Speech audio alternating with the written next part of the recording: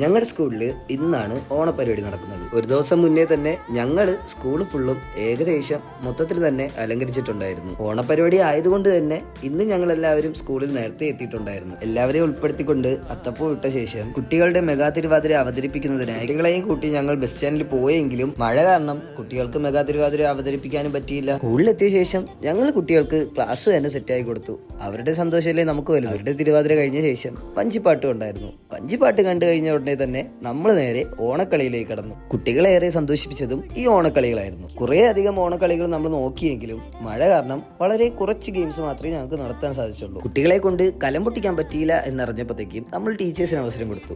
പിന്നെ നമ്മുടെ രക്ഷിതാക്കൾക്കും അവസരം കൊടുത്തു. കളികളെല്ലാം കഴിഞ്ഞ ശേഷം സദ്യ കഴിക്കാനായി ഞങ്ങൾ എല്ലാവരും ഹാളിലേക്ക് കയറി. സദ്യ കഴിച്ച ശേഷം ഓണത്തിലെ തന്നെ മെയിൻ പരിപാടിയായ വടംവലി മത്സരമായിരുന്നു അടുത്ത് നടന്നത്. കുട്ടികൾ കുറെ പേര് പോയെങ്കിലും കുറച്ച് പേരുണ്ടായിരുന്നു. അവരെ സംഘടിപ്പിച്ച് തന്നെ ഞങ്ങൾ വടംവലിയെല്ലാം നടത്തിയിട്ടുണ്ടായിരുന്നു. കറക്റ്റ് ടൈമിൽ തന്നെ പിന്നെയും മഴ പെയ്തതുകൊണ്ട് ഞങ്ങളുടെ പരിപാടിയെല്ലാം നിർത്തിവെച്ച് എല്ലാവരെയും വീട്ടിൽ പറഞ്ഞു വിട്ടു.